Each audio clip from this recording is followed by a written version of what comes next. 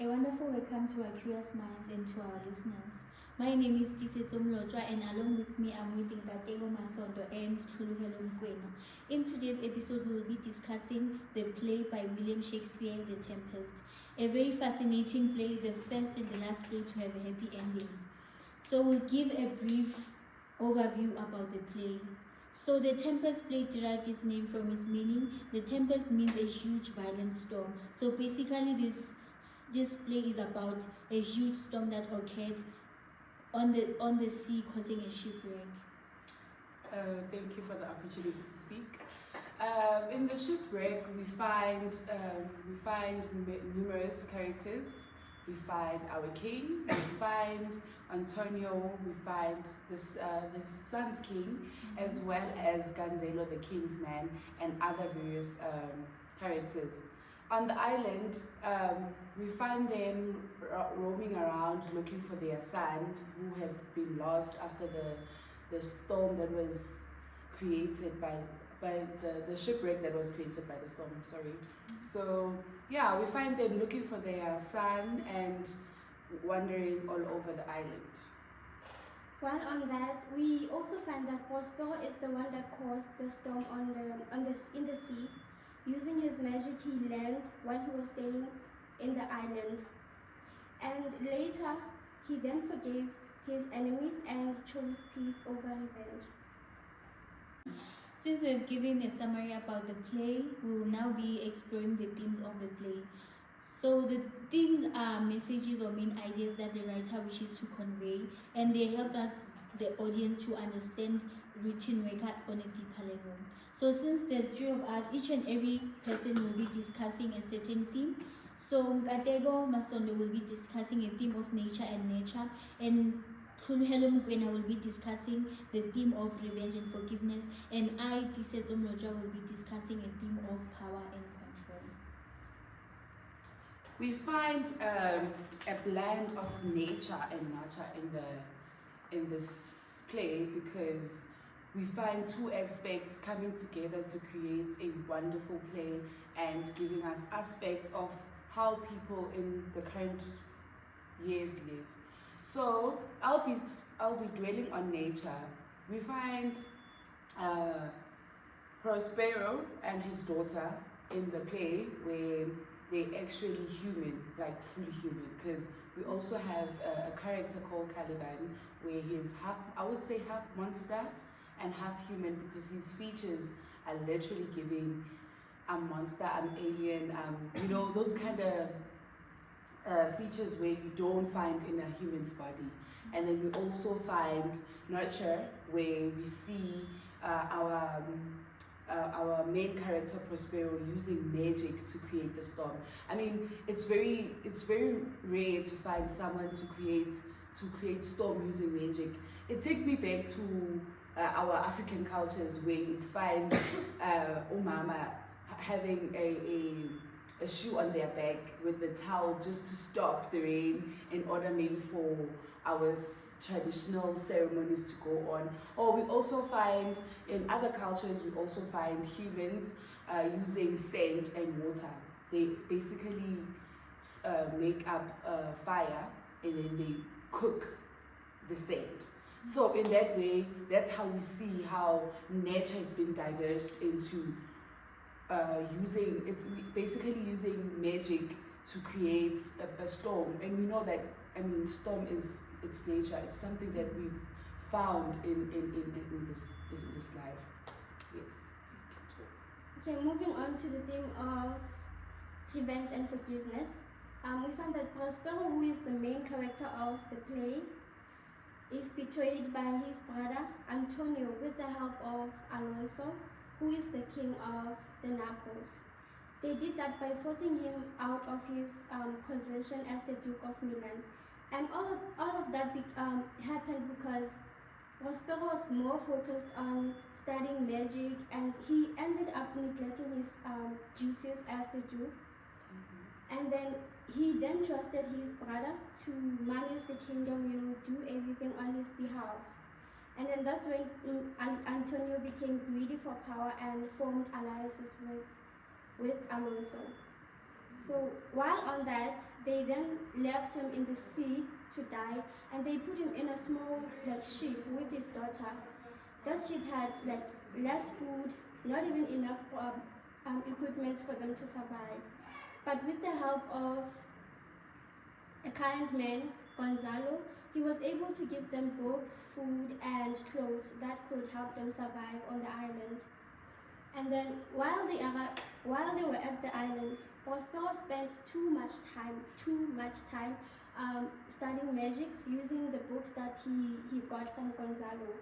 So with that knowledge he got from the books, he was able to control the island, even the spirit that lived there, which is Ariel. Oh, okay. So he then used the same magic he learned, he used it to cause the storm on the island. That then brought his enemies back to the island so that he can be closer to them and teach them a lesson. So he did not want to kill them, he made sure that they lived, but he used his magic to test them, to test their characters, to test if they've changed, to test if they regret what they did to him. And then with Ariel's encouragement, he then decided to forgive them.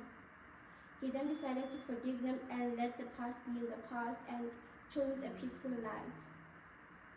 So on the play, there are certain incidents that highlight the fact that power is being exerted through manipulation, seizure, or colonization.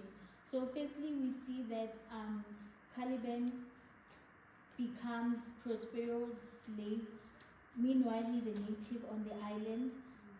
Secondly, the relationship between Prospero and Ariel, it emphasizes power dynamics through threats and manipulation. So initially, when Prospero found refuge on the island, he was able to release Ariel where he was trapped, and he promised him his freedom after Ariel promised to sell him. So on the island where Prospero and Miranda found refuge, he was able to release the spirit Ariel, and Ariel promised that he will serve Prospero for a certain time, and after serving that period of time, Prospero eventually has to release him. But now when they were going back to that conversation where Ariel wanted to get his freedom back, Prospero was now beginning to threaten Ariel.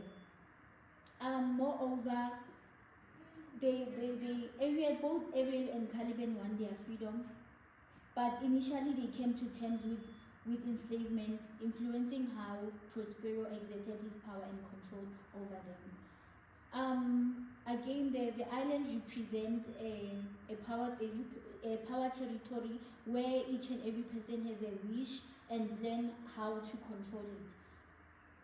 Again, since you did the theme of power and control, I'd like to know, how do you think Shakespeare used the desire for power to portray conflict and betrayal in the play?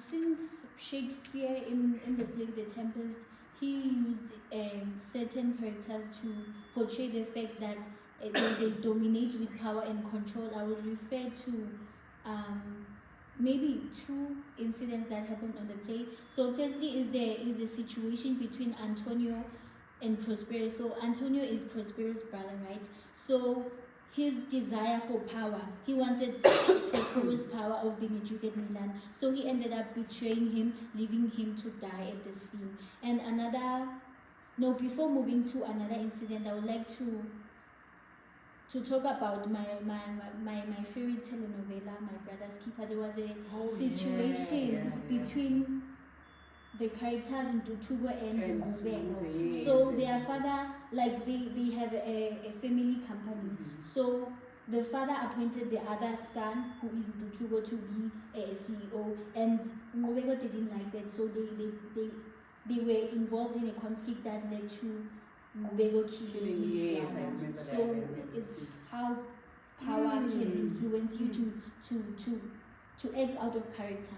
And another incident is where now Caliban is also desires power. He ended up conspiring against Prospero with the two drunkards, which was Oh yes, Tlholohelo and Sebastian. Yes.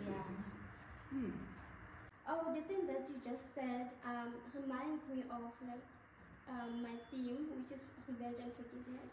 I mean, I just remembered that our former president, Nelson Mandela, was also imprisoned for many years by the apartheid government. So after getting out of prison, he became a president, but instead of taking revenge on the white South Africans, he chose peace. He worked with them, and that shocked everyone. Yeah, apartheid was a big major aspect in our country. It reminds me of, I'm actually enrolled in the seminar of trauma.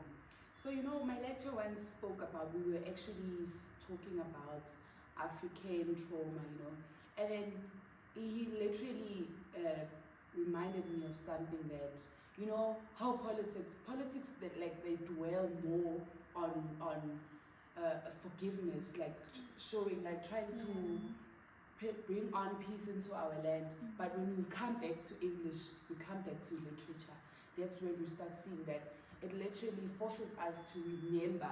Because let's say in politics, they'd be like, I'm giving Fendemera a land, and then our literature would be like, why are we giving him the land? I mean, which it dwells on, it really gives us that huge aspect. So me saying this, I remember there's this other movie called, what's this movie called? Black Panther. Do you remember the Black Panther? Yes, the Marvel Productions. You remember on that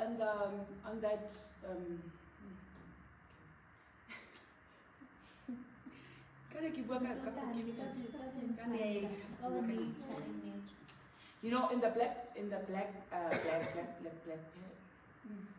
Black Panther movie, we find who's this lady? I just don't remember her character name, but it's Gugumbata. We find her in so much sorrow that she thinks, how about changing my character and changing the way I am would please the king. I mean, we find numerous people in our current year that born normal people, like male, female, but you find them changing to be like the LGBTQ, find lesbians, you find gays. So that's a huge point in nurture, because nature is they were born male, but you find them being gay. That's how the interception of nature and nurture comes about. Okay, before we close this session, I would like to ask my teammates, what would you have done if you were in Prospero's position, being betrayed by your own brother? What would you have done? Would you have forgiven your enemies? From my side, me being me, I would never forgive a person who would betrayed do me that? like that. Yeah. I would never. I would have continued with my revenge until he paid for what he did. I think I'm Prospero in this aspect, because I do not believe more in revenge, I believe in God. I believe in God, and I believe everything that happens, it happens for a reason. So I'll definitely let that one slide, I might say. Even if you believe in God though, but that doesn't make us the non-believers if we choose to betray someone. No, it's not about the fact that I'm saying you're non-believers. I mean, okay, just because before we dwell so much on our interpersonal lives, I believe we came to our end of our show, and please don't forget to subscribe, like, share our podcast. I mean, guys, it was really wonderful having you today. Thank you for joining us. Thank you. Yes.